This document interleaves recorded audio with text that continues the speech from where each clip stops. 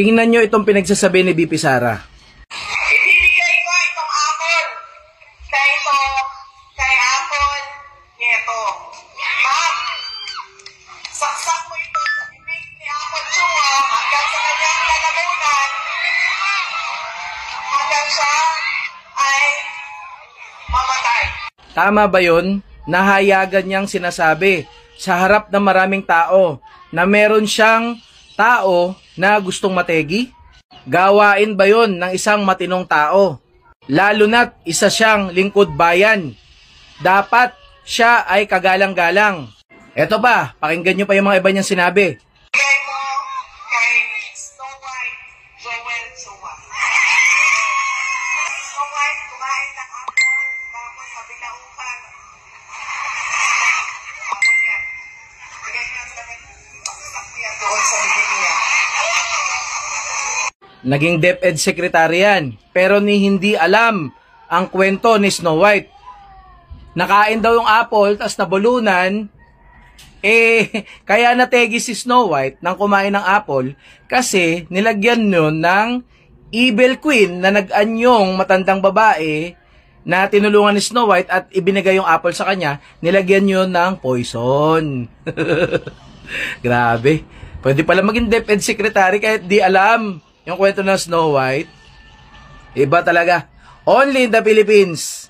Tila nga sumayad at nag-short circuit na naman ang utak ng ating impeached Vice President na si Inday Sara Duterte. Noong sa isang interview niya, kamakailan lamang ay nanawagan siya na wag daw iboto ang Tingog Party List dahil daw pagmamay-ari ito ni Speaker Martin Romualdez. Sa ganitong level na umabot ang pagkadesperada ni Sara dahil alam niyang nanganganib na siya sa mga malalakas na ebidensya na hawak ng prosekusyon laban sa kanya. Akalain niyo ba naman sa milyon-milyong taong natutulungan ng Tingog Party List sa iba't ibang panig ng ating bansa ay handang-handa si Sara na sirain ito para lamang makamit ang kanyang mga political agenda. Simula nang maupo siya bilang Vice President, ang lahat ng mga ipinangako niya nung eleksyon ay walang natupad ni isa dahil mas inuna niya ang paniningil at pagkulimbat ng pera mula sa gobyerno at sa taong bayan. Ano-ano na ba ang mga nagawa niya? At ano ba ang mga achievements niya nung siya'y naupo bilang Education Secretary? Mga ghost students? Confidential funds? Si Mary Grace Piatos? Tanging ang apelyidong Duterte lamang ang meron siya. Pero sa usaping talino, husay sa public service, at pagmamahal sa Pilipino at sa bayan, hindi natin ito nakikita o nararamdaman mula sa kanya. Real talk lang po. Lahat ng lumalabas sa kanyang bibig ay puros reklamo, paninira, pagbabanta at paghihikayat sa mga taong sumusuporta sa mga Duterte na manggulo dahil lamang hindi siya nagtagumpay at ang kanyang mga kakuntsaba na maagaw ang pagkapangulo. Simple lang naman sana ito, Inday. Sagutin mo lang ang mga issue dahil kasama ito sa iyong sinumpaang tungkulin na maging tapat at totoo sa taong bayan. Transparency and accountability kasi ata ang mga salitang sobrang allergic ang mga Duterte. Ayaw na ayaw nila itong marinig at ayaw na ayaw nilang hanapin ito sa kanila. Ang pagpapasagot kay impeached Vice President Sara Duterte sa kanya sa issue tungkol sa confidential funds ni Congressman Jude Asidre ng Tingog Party List ay kasama lang rin sa trabaho ng isang mambabatas na pangalagaan at protektahan ang pondo ng bayan. Walang kinalaman dito ang personal o pampulitikang alitan. Trabaho lang. Bakit naman po kasi para sa ating impeached Vice President? Bakit niyo gustong-gusto sirain ang isang institusyon na lubos na nakakatulong sa ating mahihirap na mga kababayan? Dahil ba kayo'y hinahanapan, pinapanagot at hindi kinakampihan sa mga ginagawa niyong kalokohan? Huwag na po sana nating ilihis ang usapan o i-gaslight ang mga Pilipino. Tinanong lang naman sa'yo kung bakit mo nasabing confident ka sa iyong impeachment trial na gayong hindi mo pa rin naman maipaliwanag hanggang ngayon kung ano ang nangyari sa confidential funds. Nakalimutan din kasi atang isipin ni impeached Vice President President Sara Duterte na ang mga paratang niya sa Tingog Party List at kay Speaker Martin Romualdez ay ang nakagisnan ng gawain ng pamilya niya at hindi ng Tingog o ni Speaker. Isa-isahin natin. Si Pulong Duterte na kapatid niya ay kamakailan lang nag-travel around the world at ang mga bansang pinuntahan, kung hindi mahigpit ang bank secrecy law, ay kilala naman sa pagiging bahagi ng triad o yung grupo ng malalaking offshore gaming operators at scam hubs ng mga Chinese syndicates. Yes, kagaya po ng Pogo natin dito sa Pilipinas. Bakit Pulong? Ano nga ba ang meron sa ginawa mong travel around the world pagkatapos na mahuli ang iyong tatay ng ICC? Ang attendance sa Kongreso ni Pulong ay questionable rin. Akalain nyo yon hindi pumapasok pero sumusweldo pa. Nakakahiya naman po itong ikumpara sa mga representatives ng Tingog Party List na halos walang absent sa Kongreso. Lalong-lalo na sa attendance ni Congressman Jude Asidre. Alam nyo ba na kahit ang mga Davaoeños ay napapaabutan rin ng tulong ng Tingog? Pero bakit parang tinitignan ng ating impeached Vice President na malaking problema ito? Alam nyo ba na 2019 pa lang ay sumasama na si Inday Sara Duterte sa mga convention ng Tingog Party List dahil naniniwala siya sa misyon at vision nito. Taong 2022 pa nga nung national election ay todo endorse pa si VP Inday Sara dito. Kaya paano niya nasasabi na ito ay ginagamit bilang isang political vehicle? Hayaan yung ipaliwanag ko sa inyo ang political vehicle sa pagbibigay ng isang halimbawa. Si Paulo Duterte ay incumbent congressman ngayon ng 1st District of Davao. Ngayong eleksyon ay tumatakbo naman bilang representative ang pamangkin ni impeached Vice President Sara Duterte na si Omar Duterte bilang representative ng 2nd District ng Davao. At ngayong taon nga ay nagbuo rin ng party list ang mga Duterte, ang PPP o Puwersa ng Pilipinong Pandagat, kung saan ang kanilang first nominee ay isa ring Duterte. Si FPRRD naman ay tumatakbong mayor ng Davao at si Baste Duterte ay tumatakbong vice mayor. So,